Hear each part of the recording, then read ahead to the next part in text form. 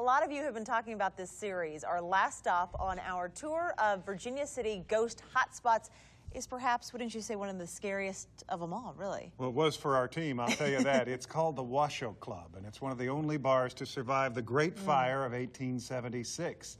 Hundreds of buildings literally burned to the ground up there, but the building and the addition of the bona fide Millionaires Club upstairs may not have been the only things to stand the test of time. Bartender William Donaldson picks up the legend.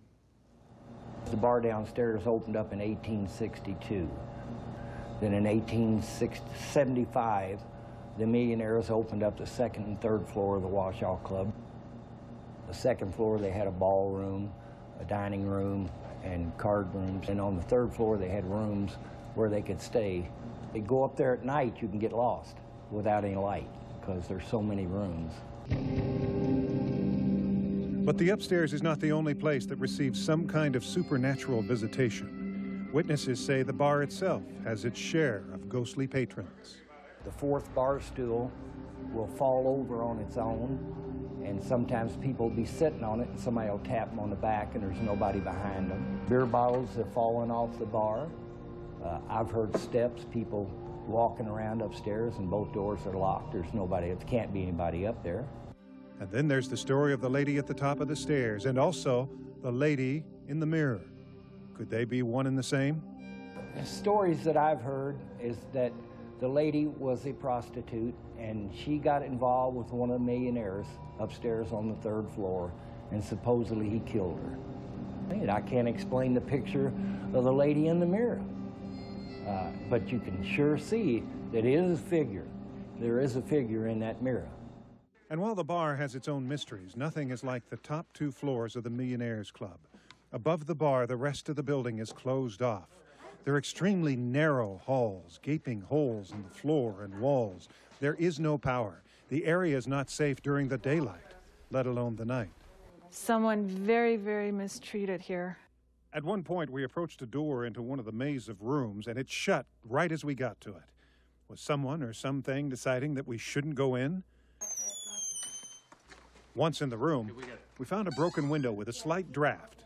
But was it enough to shut the door we tried to enter? And then we tried to contact the woman who, by legend, had been murdered there. Do you want to be here?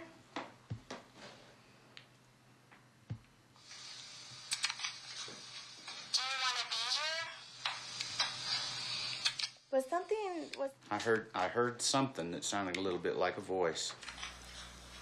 Do you want to be here? Help me. Is that what it is? Did you hear that? Do you want to be here?